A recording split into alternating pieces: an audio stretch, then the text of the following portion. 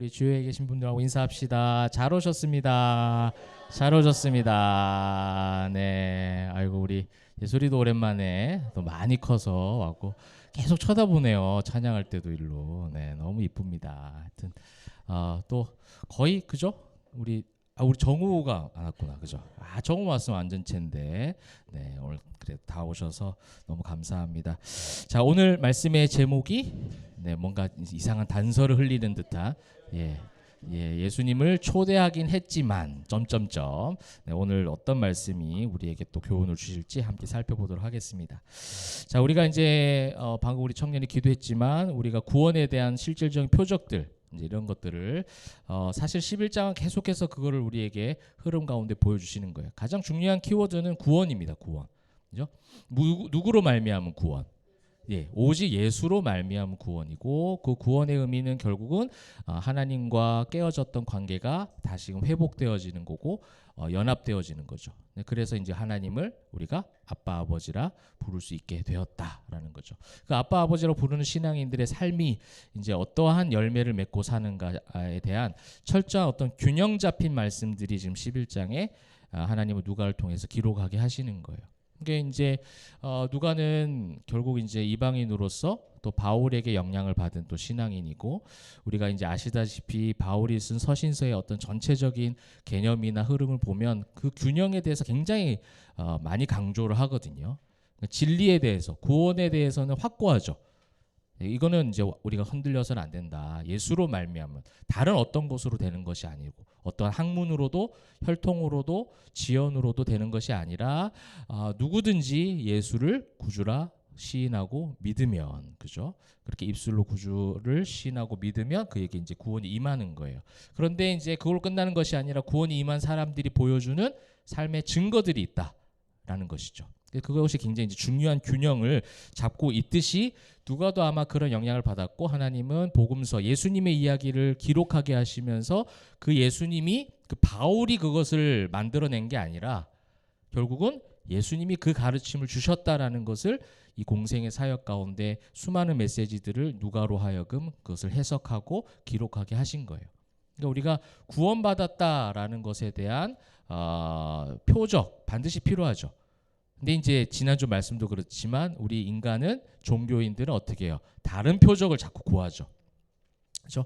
결국 그 표적은 하늘나라로 임한 하늘의 표적이 아니라 결국 세상의 표적을 통해서 우리가 예수를 잘 믿고 있는 것처럼, 그죠? 교회를 다녀서 하나님을 잘 믿는 구원받은 사람인 것처럼, 당연히 우리는 천국 가는 사람인 것처럼, 아마 이 당시 이제 모여 있는 오늘 이 성경에 이제 등장하는 바리새인들을 비롯해서 유대인들, 종교인들은 아마 그렇게 생각했을 거예요. 자신들이 하나님 나라, 하늘나라에 가는 거에 대해서 의심하지 않으면서 그 자리에 있었을 거라는 거예요. 근데 지금 예수님의 메시지는 뭐예요? 오늘도 우리 어떤 표현이 나왔죠? 화 있을진저, 그죠? 너희에게 뭐가 없다는 거예요? 구원이 없다는 거죠. 이제 이런 부분들을 지금 우리가 계속해서 그 흐름 가운데 살펴보면서 우리의 가장 중요한 씨름이 뭐예요? 혈과 육을 위해서 싸우는 게 아니에요. 혈과 육을 위해서 싸운다는 거는 결국 세상에 어떤 거를, 세상에 어떤 무언가를 차지하기 위해서 우리는 살아가는 자들이 아니라 이 구원에 대한 것을 소중히 여기고 이 구원을 받은 구원받은 은혜를 가지고 이것 가지고 씨름하는 거예요. 정말 내가 이 구원받은 하나님의 자녀가 맞는가? 그걸 내 가정생활하면서 계속 씨름하면서 확인하는 거예요. 내 직장생활하면서 또 씨름하면서 확인하는 거예요. 내가 어떤 누군가의 관계 속에서 대화를 하면서, 일을 하면서, 그죠? 어떤 사람들과의 관계를 형성해 가면서 계속해서 그 씨름하는 거예요. 내가 지금 이런 생각과 이런 태도와 이런 언어를 지금 사용하고 있는데 이게 정말 구원받은 사람의 표적이 맞나에 대한 씨름하는 거죠. 저는 그 씨름하는 자체가 은혜인 줄 믿습니다. 그죠? 여러분, 이 은혜가 없으면 이 씨름을 하지도 않아요. 혈과 육을 위해서 싸우고 거기를 향해서 그 어떤 힘을 내지, 우리가 이제 내가 정말 구원받은 사람이 맞나라는 이 질문하는 게 의심이 아니라 정말 정당한 싸움이고, 우리가 계속해서 감당해야 될, 주님이 다시 오시는 그날까지 해야 될 가장 첫 번째 싸움입니다. 그렇죠? 하나님 믿는 자녀답게 살아가는 거죠. 그래서 오늘도 그러한 어떤 말씀들이 이어질 거고, 오늘은 좀 더 어떻게 보면 약간 폐부를 찌르는 또 실제적인 그런 또 구원에 관련된 말씀이 될 수 있을 것 같습니다. 자, 그래서 오늘 제목도 예수님 초대하긴 했지만 오늘 이제 바리새인이 예수님을 초대하거든요. 그러니까 이제 누가복음 전에 있었던 말씀에서도 한번 예수님과 식사 자리에 초대한 종교인의 이야기 한번 나온 적이 있습니다. 이제 이 초대를 하긴 했지만 그에게 없는 것, 그죠? 그다음에 주님께서 그 가운데 무엇을 얘기하시는지를 한번 살펴보는 것이 굉장히 중요할 것 같아요. 자, 그러면서 우리가 처음에 어떤 다른 한 성경 한 본문을 좀 봤으면 좋겠습니다. 요한계시록 3장 20절이에요. 자, 한번 같이 읽어볼까요? 우리 잘 아시는 말씀입니다. 시작.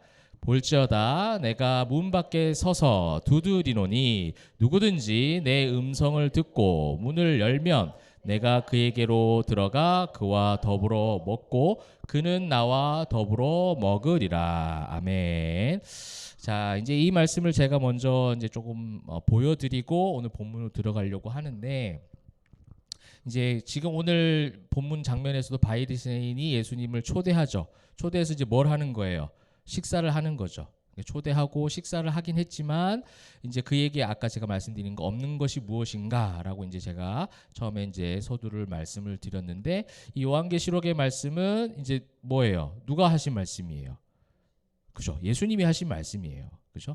내가 문 밖에 서서 두드리노니, 그죠? 누구든지 내 음성을 듣고 문을 열면 내가 그 안에 들어가 어떻게 하고 한다고 됐어요? 들어가까지가 어떤 거예요? 오늘 말씀에서 바리새인이 예수님을 초대한 것까지예요.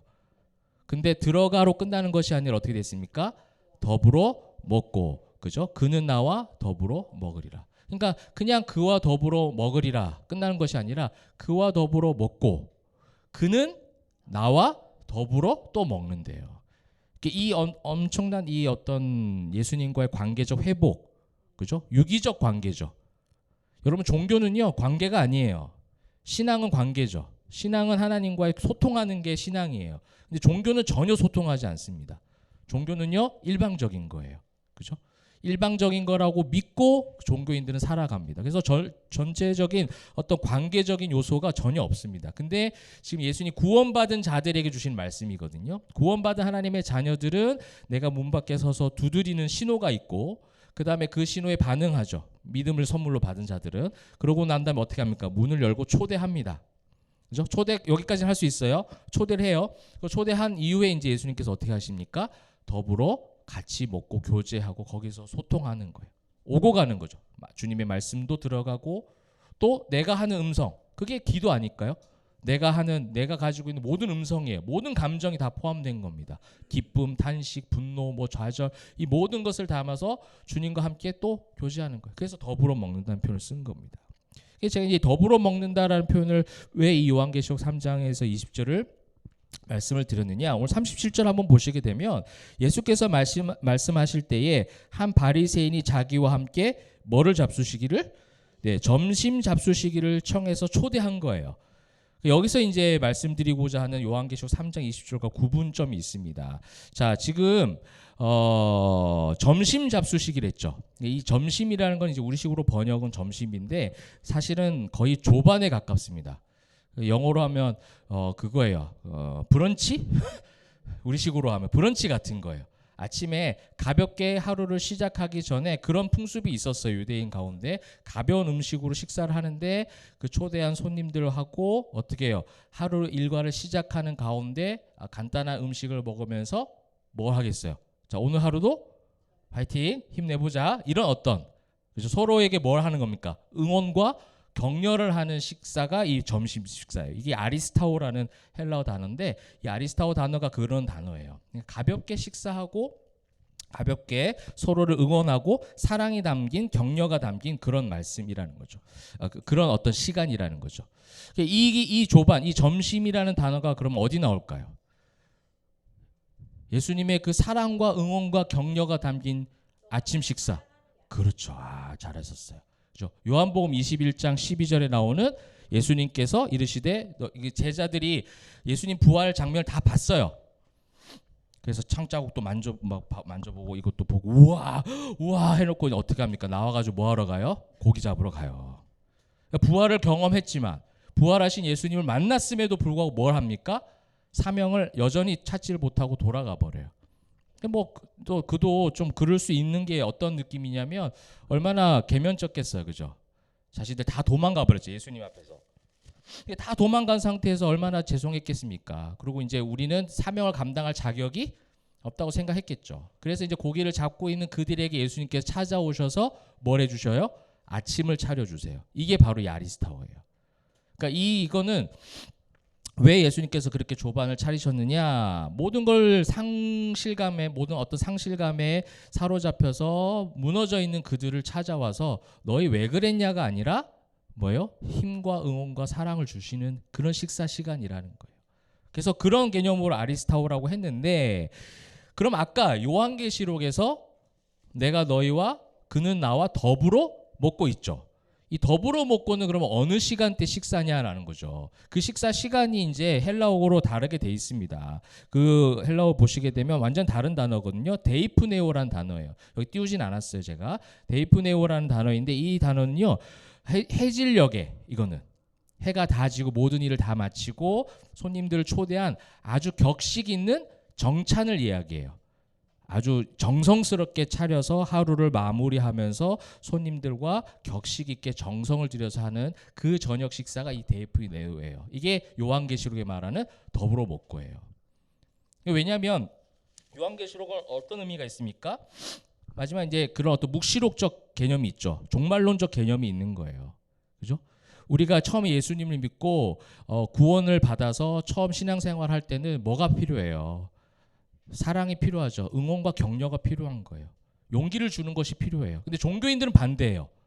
종교인들은 뭐예요? 의구하고 정죄하고 판단하죠.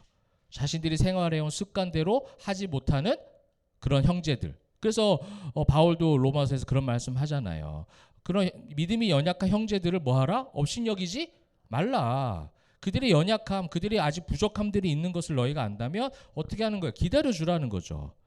이게 뭐예요? 이게 아리스타오 정신이죠. 아침을 먹고 하는 것은 격려해 주는 거예요.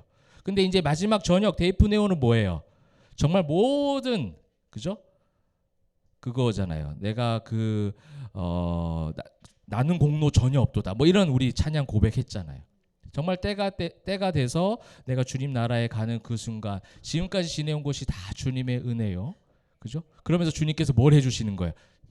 더불어 먹고 저녁 한 상을 거하게 차려주시면서 우리와 함께 너무 수고했다 하면서, 물론 사랑과 응원과 격려가 담겨져 있지만 모든 사명들을 감당하고 난 이후에 하는 이제 저녁 식사의 개념으로 요한계시록에서 말씀해 주시는 거예요. 그게 결국 뭐랑 연결되는 거예요? 우리가 하늘나라에 가는 그 순간을 얘기하겠죠. 하나님 나라, 하나님이 집에 가서 그렇게 거한 잔치를, 그죠? 하나님께서 베풀어 준 천국 잔치.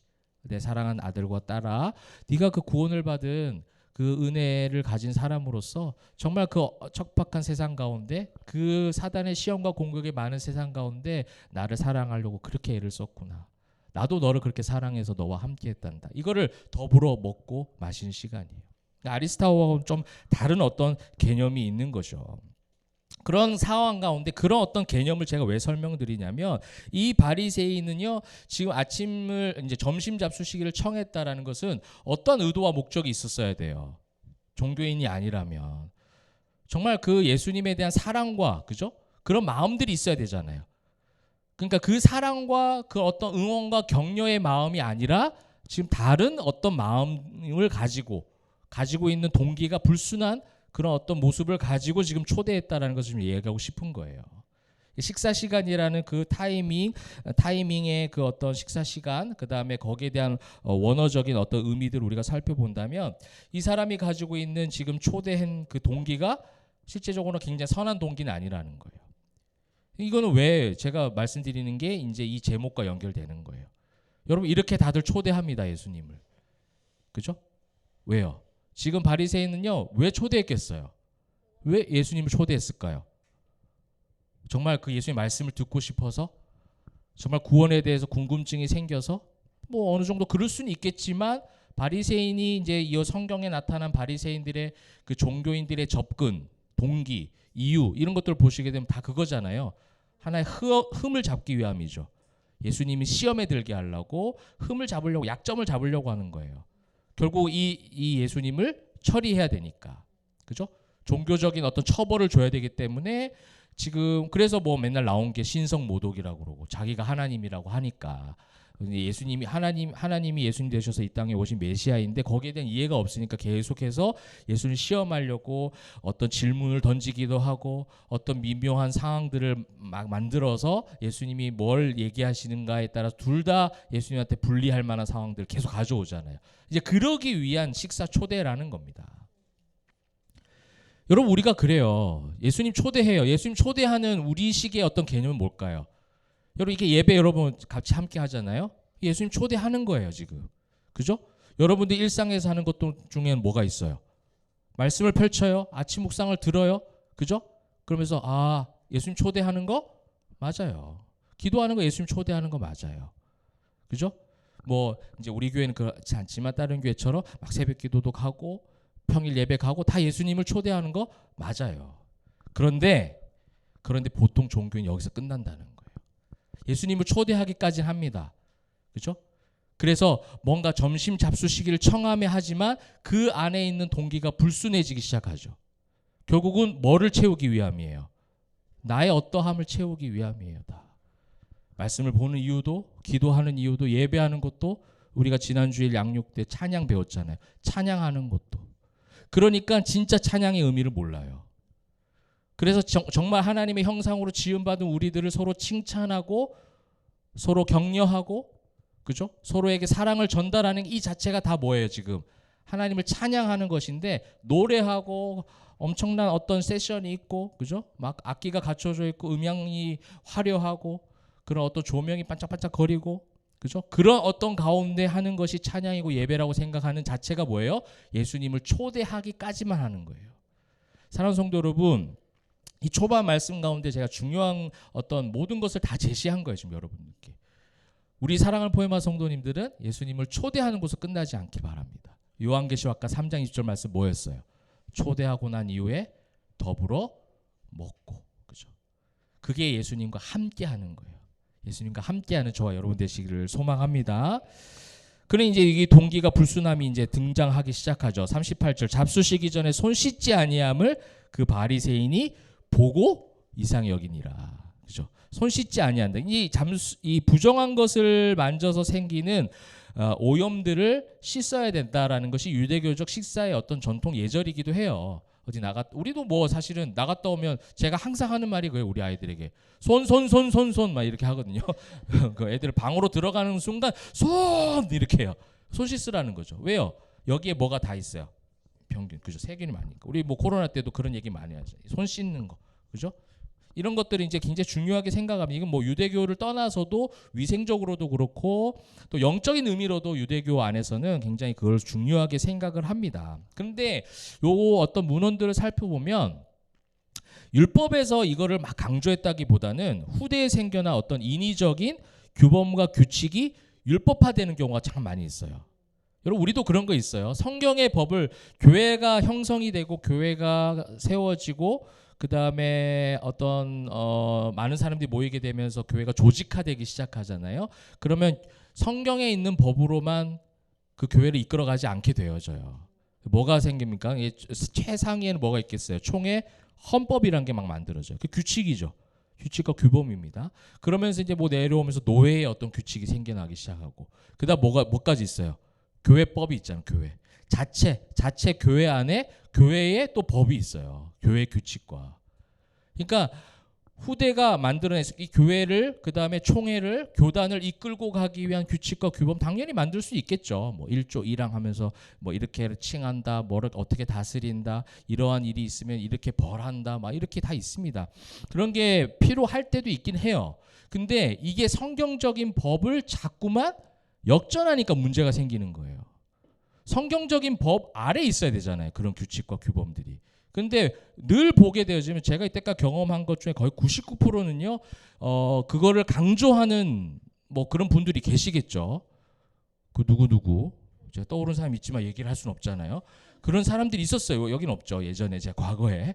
그런 분들 느끼면 뭐냐면 성경에 아무 관심 없어요. 그 규칙과 규범을 그 잣대를 완전하게 사람에게 딱 맞추어서 벗어나는 순간 완전 완강해지는 거. 완악해지는 것을 굉장히 많이 보게 되어집니다. 이것도 마찬가지예요.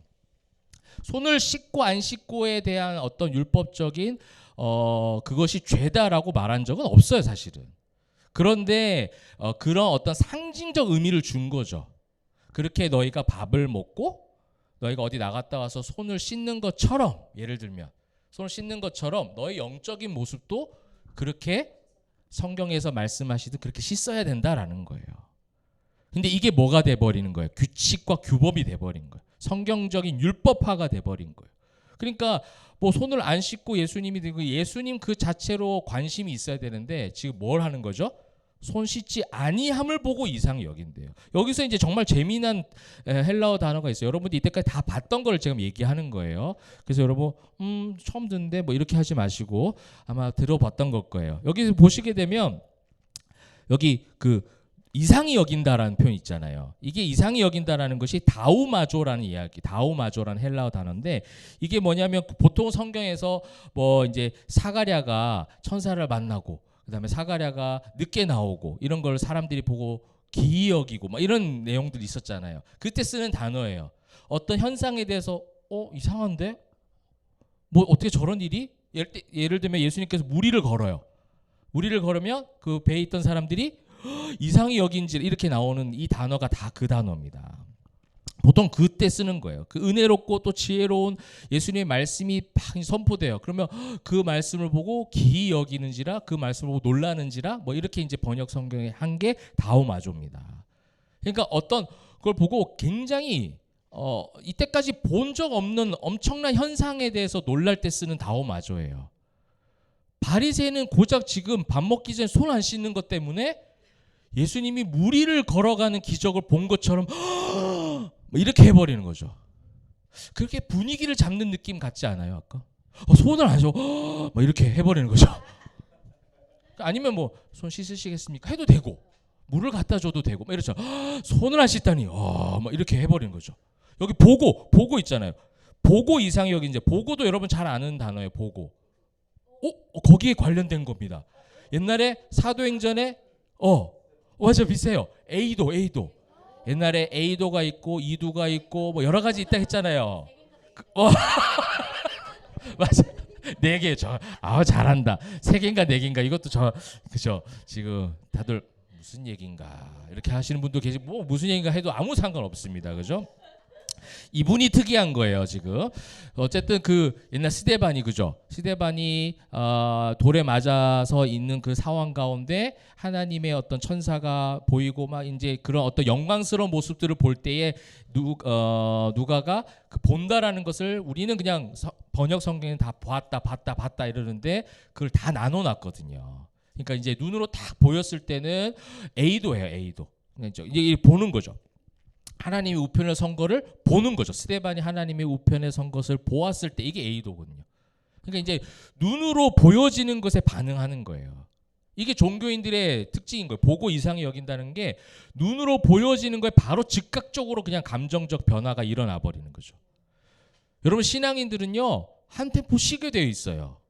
반드시 그렇게 될 수밖에 없어요. 예수님의 사랑이 있는 사람들은요 눈에 보이는 상황, 현상 아니면 어떤 사람 상대의 어떤 모습들 이런 걸 보고 이렇게 바로 나오지 않아요. 한번 생각하죠. 저 사람이 왜 그렇게 했을까? 만약에 그것이 진짜 잘못된 행동이라 해도 한 번은 생각하게 되어집니다. 이게 예수님의 지혜를 가진 사람들의 모습인 거예요. 바로 정죄하고 바로 판단하러 들지 않아요.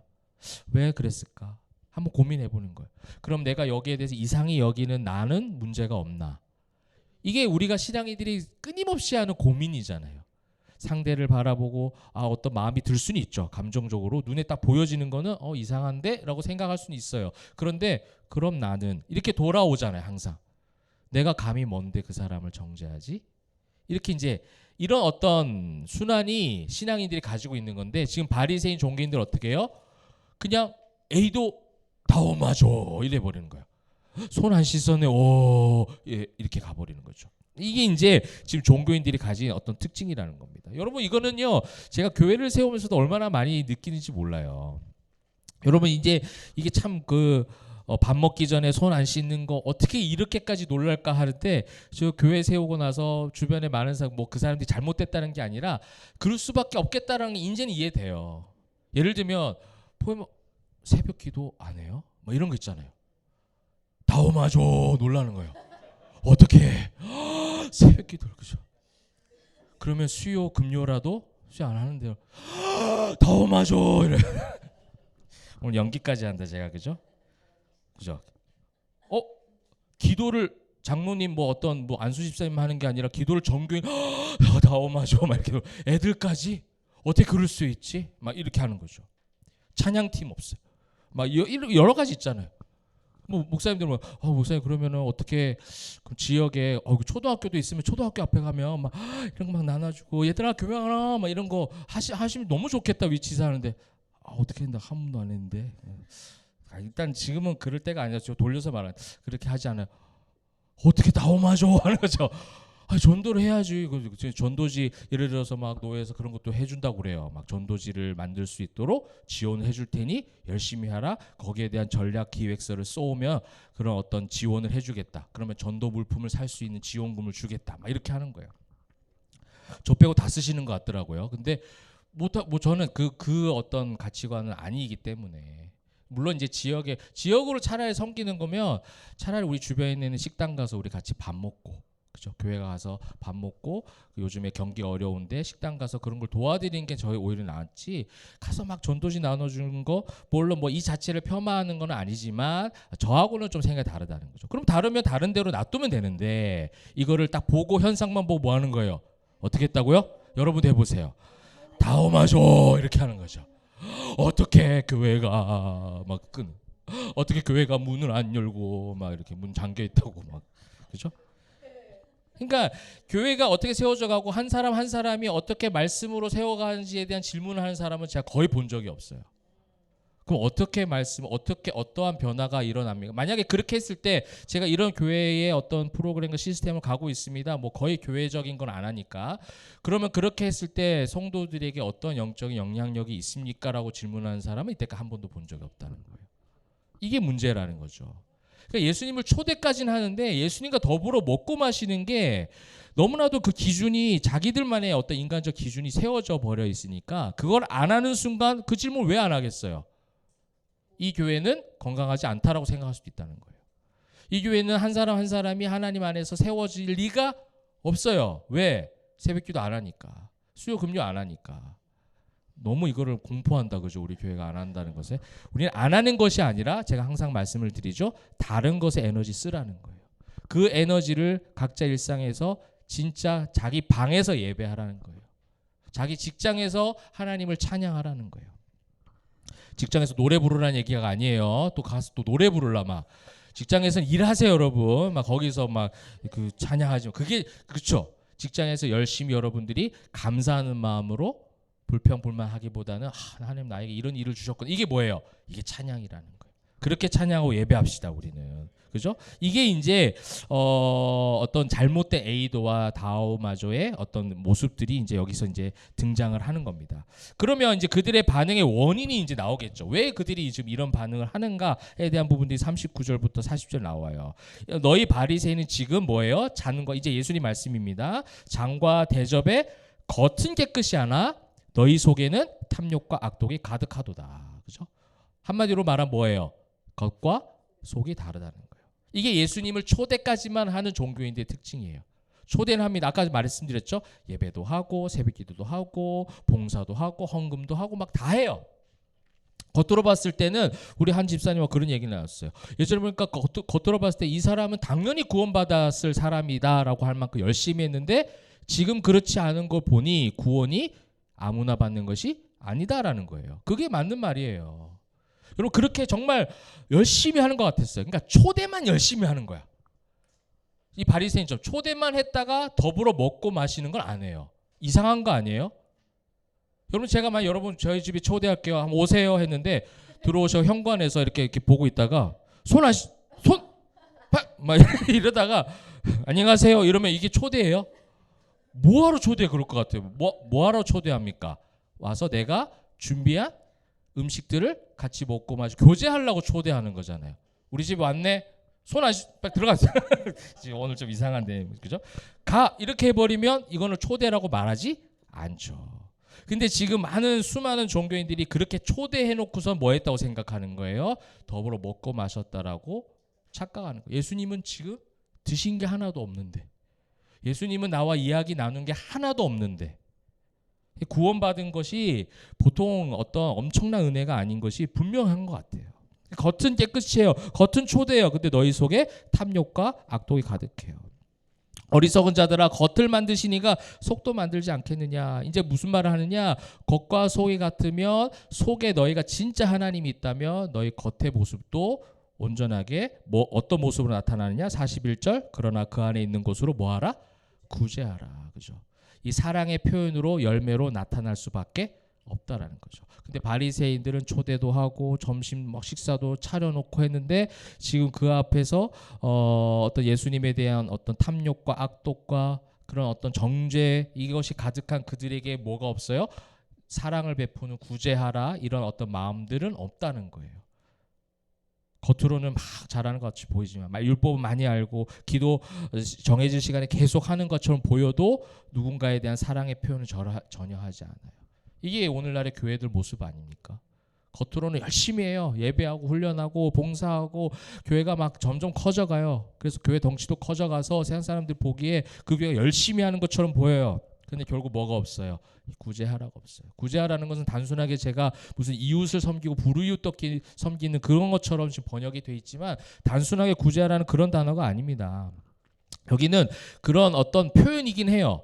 여러분 우리가 생각하는 사도행전에 구제한다라는 말이 나와요. 그 사도행전 6장 보게 되어지면 그 헬라파 가부들 그다음에 히브리파 사람들 그 사람들이 서로 뭐해요? 막 이렇게 헬라파 가부들이 상대적으로 조금 이제 뒤처지니까 그 이제 사도들이 그 모든 사람들을 다 챙기기가 어려워졌죠. 어려워지니까 어떻게 했습니까? 7 집사를 세워서 균형 있게 이제 서로를 섬길 수 있도록 합니다. 이제 그러한 가운데 이제 예배도 하고 구제도 하고 여러 가지 바쁘단 말이에요. 근데 여기서 구제하라는 여러분들이 너무 잘 아는 단어입니다. 디아코니아, 그죠? 서로 섬기고 봉사하고 직무하는 거예요. 그러니까 한마디로 그냥 이 봉사하고 직무를 감당하는 어떤 책임, 직무에 대한 관련된 단어라면 여기서 이제 구제하라는 이 단어는 엘레모시네예요. 이게 잘 나오지도 않아요. 신약 성경에. 많이 나오지도 않는 엘레모시네라는 단어인데 이거는 뭐냐면 구체적 자선을 이야기해요. 그러니까 구제하라, 사람들을 돕는다 이렇게 해서 디아코니아예요. 봉사한다. 근데 아무래도 하나님은 누가의 어떤 특성을 살려서 굉장히 세분화 분석해서 단어를 사용하거든요. 근데 엘레모시네는 뭐냐면 구체적 자선 행위예요. 내가 이 사람에게 내가 우리 성도들을 나는 정말 섬기는 마음으로 주일 가야지. 이건 디아코니아예요. 그런데 엘레모시네는 뭐냐면 와가지고 옆에 있는 우리 영혼에게 뭐예요? 물을 떠다 준다든지. 그죠? 교회에 떨어진 쓰레기를 줍는다든지 이 구체적 행동 있죠. 누군가를 위해서 누가 이렇게 무거운 걸 들고 있으면 가서 같이 탁 듣는다든지 이게 엘레모시네예요. 우리는 이게 뭐에 지금 많이 치중돼 있을까요? 디아코니아에 너무 많이 치중돼 있는 거예요. 교회 전체적인 뭐예요? 교회 덩치, 이 큰 덩치를 끌고 가기 위한 봉사 직무에만 너무 힘을 쓰는 거예요. 그러니까 뭐가 강조돼요? 직분이 강조되겠죠. 직분.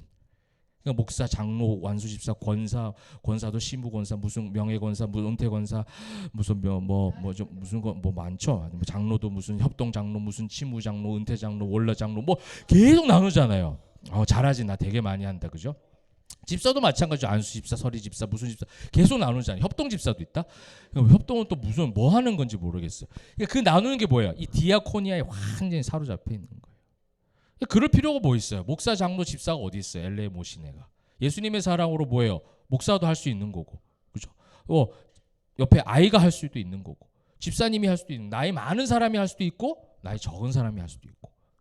우리 교회는 그런 거 따지지 맙시다, 그죠? 그런 거 따지지 않는 게 뭐예요? 지금 본문에 구제하라. 너희가 마음을 다해서 어떤 자선의 행동과 실천은 전혀 없다라는 거예요.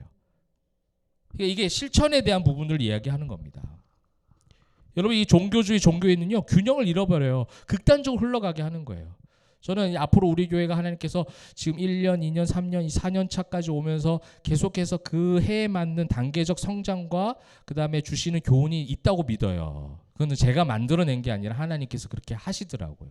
그러니까 아마도 하나님은 이번에 우리를 또 한 번 영적 성장을 시키실 건데 그 성장의 차원에서 어떠한 모습이 나오냐, 구체적 우리 교회가 이런 구제하라를 실천할 수 있는 교회. 우리가 조금씩은 하고 있었어요. 그런 걸 하고 있었지만 또 우리가 가진 예산은 사실은 교회를 덩치를 키우기 위해서 사용되는 예산은 없거든요. 우리한테는. 그렇기 때문에 어떤 예산을 쓰는 거예요?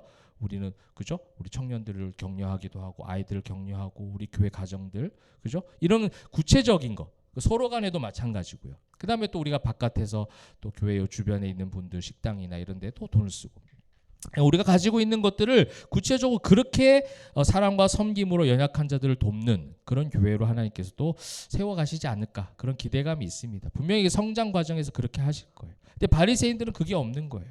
그래서 뭐 하는 거예요? 균형을 찾아라는 거죠. 그래서 42절 보면 화 있을진저 너희 바리새인이여 너희가 지금 어떻게 하고 있어요? 박화, 운양, 모든 채소, 그 다음에 11조 이런 거 다 드려요. 그런데 뭐를 버려요? 하나님께 대한 사랑을 버리는 거예요. 그러나 뭐예요? 그러니까 너희가 다 부리지만 하나님 사랑 중요해. 또 이렇게 가버리면 안 되죠. 그래서 뭐라고 돼 있어요? 그러나 이것도 행하고 저것도 버리지 마라. 이 균형이에요 지금. 절대로 신앙은요 극단적으로 치우치지 않게 합니다. 철저한 균형 감각을 가지고 가게 만들어요. 근데 바리새인들, 종교인들 그 사람들의 특징이 뭐냐면 극단적으로 흘러가죠. 내가 하나님 앞에 드렸으니까. 그러니까 마가복음에 고르반 이런 단어 나오잖아요. 하나님께 내가 다 드렸으니 내 아버지께 내 육신의 아버지죠. 내 육신의 가족한테는 안 해도 된다라는 게 고르반이라는 의미예요. 그게 잘못됐다라는 거죠. 네가 하나님께 드린 만큼 어떻게 해야 돼요? 내 육신의 부모, 가정도 챙겨야 되는 거예요. 그러니까 종교주의는요. 그 모든 것들을 다 끊어내게 그것보다 하나님이 우선이야 라고 말해버리는 거예요. 진리의 문제에 관해서 우선순위는 하나님이 맞아요. 여러분 한동안 한국교회도 제가 조금 더 어렸을 때죠. 유행했던 단어가 우선순위예요. 그 왜 자꾸 순위를 매기는지 모르겠어. 그리고 그 우선순위가 하나님이다라고 했을 때 그러고 끝내지 말고 그게 뭔지 설명을 해줘야지. 하나님이 우선이죠. 그건 구원의 은혜예요. 그 우선순위라는 것이 하나님이다, 내가 구원이다라는 거는 어차피 내가 한 게 아니야. 하나님이 주신 선물이잖아요. 그러면 그것이 정말 할렐루야. 맞아. 여기에 딱 야, 이제 다르다. 역시 좋았어. 야, 이게 우리 방송에 음향이 들어가면 좋겠는데. 할렐루야. 이렇게 했거든, 지금. 야, 예술이 대단하다. 좋다. 맞아요. 그 전적인 은혜는 당연히 우선순위 1위죠. 그렇다면 이제 어떻게 돼요? 균형 있게 살아내야죠. 세상 속에서. 근데 세상 속에서 우선순위를 자꾸 정해서 네가 가진 재물을 다 드리고 그죠? 내가 가지고 있는 모든 것을 다 교회로 다 쏟아버리고 그래서 내 어떤 직장, 가정을 그거 하면은 마치 신앙이 없는 것처럼 믿음이 없는 것처럼 얘기해버렸던 그 잘못된 우선순위를 강요할 때가 너무 많이 있었다는 거예요.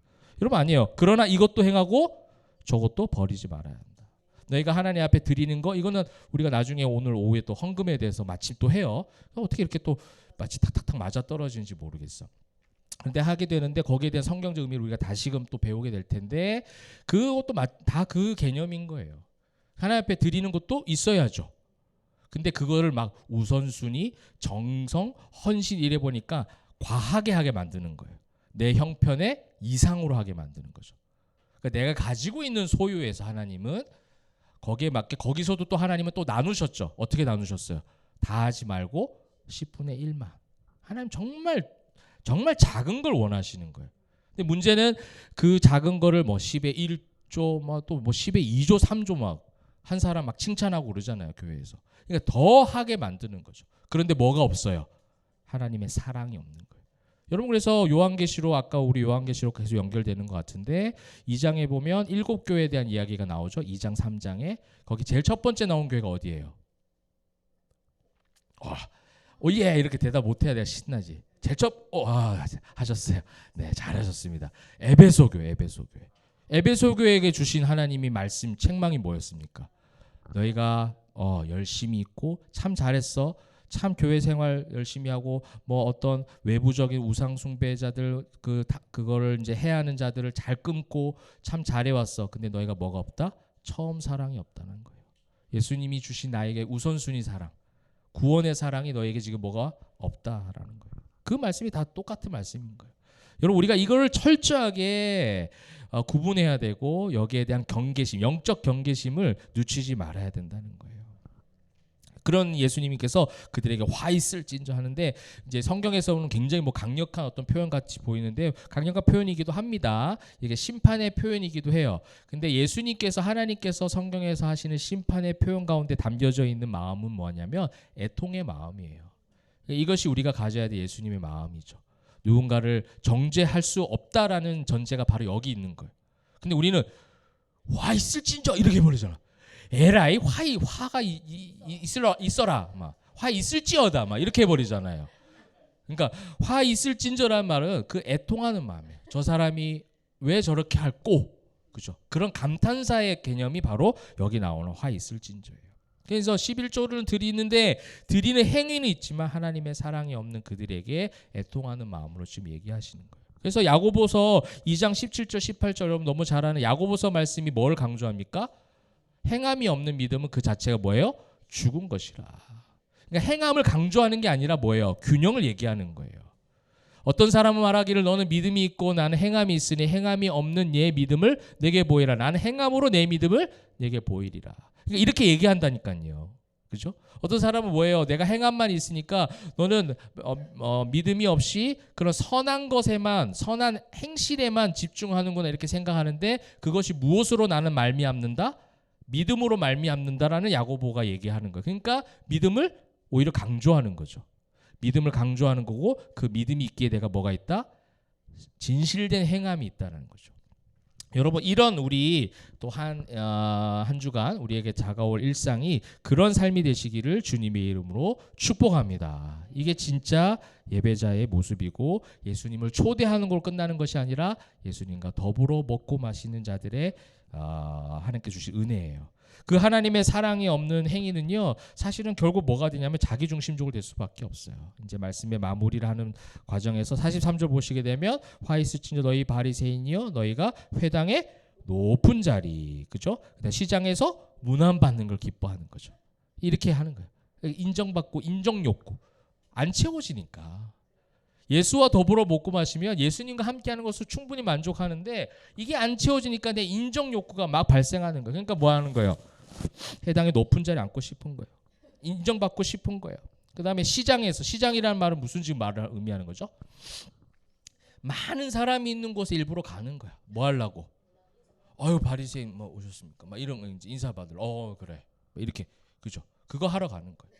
뭐가 없어요. 예수로 인한 만족함이 없으니까 결국은 너희가 어떤 그런 자기중심적 그런 잘못된 어떤 자아를 채우기 위한 모습으로 나아가는 거죠. 그래서 사명이나 책임 어떻게 보면 바리새인들에게 주신 그 책임이 있잖아요. 하나님 말씀을 맡은 자들로서의 그 책임과 사명이 있겠지만 그거보다 그런 어떤 겸손보다는 특권의식, 구별의식.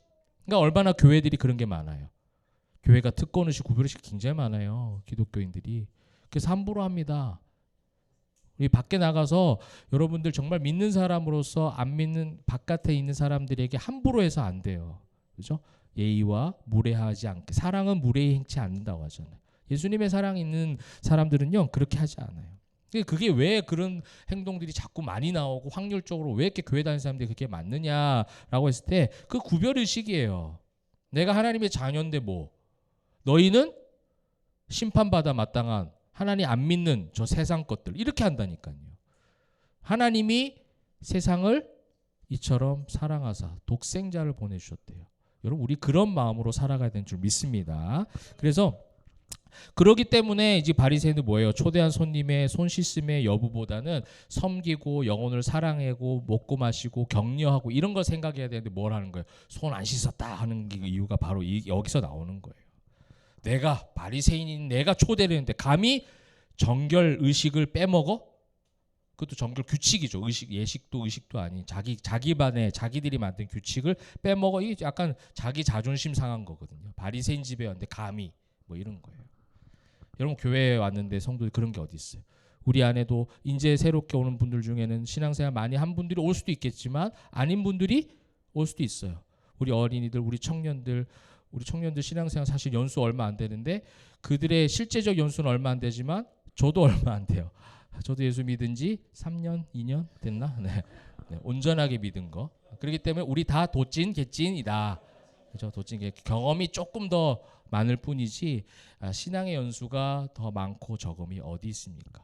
그죠? 예수 믿고 구원받았으면 하나님의 자녀면 다 한 형제 자매요. 그죠? 그렇게 우리가 할 수 있는 교회가 되길 바랍니다. 그다음 마지막 44절 화 있을 진저 너희는 평토장한 무덤 같아서 그 위를 밟는 사람이 알지 못하다. 이렇게 사니까 어떻게 해요? 이 평토장한 무덤이라는 아델로스라는 단어는요, 불분명하다는 뜻이에요. 불분명하다. 그러니까 무덤이라고 확실하게 구분해 놓죠. 그러니까 우리가 공동묘지 가면 어때요? 무섭잖아요. 그죠? 근데 어디 산으로 가는데 불분명한 무덤 본 적 있죠? 그렇지 않아요? 좀 무덤 같기도 하고 아닌 것 같기도 하고 뭐 이런 거 있잖아요. 근데 실제로 무덤일 경우도 있어요. 근데 그게 불분명하면 여러분들이 공동묘지에 있는 것보다는 덜 무섭잖아요. 근데 결국은 무덤이죠.